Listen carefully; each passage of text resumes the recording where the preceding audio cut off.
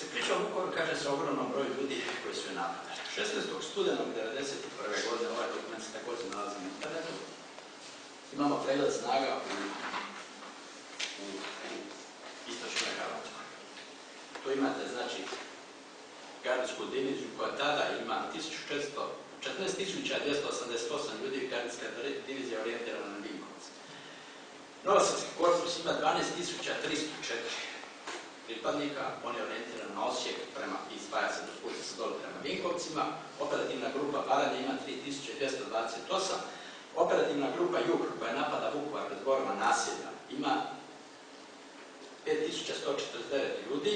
Taktička grupa Sjever, jedna inženjerska brigada koja napadaju Borovo naselje, imaju 1.900 ljudi. Drugim riječima, sveukupno Vukovar tada napada 7.793 čovjeka, a ne 80.000 kao što tvrdi uvaženi prvi zapovjednik obrane Vukovara.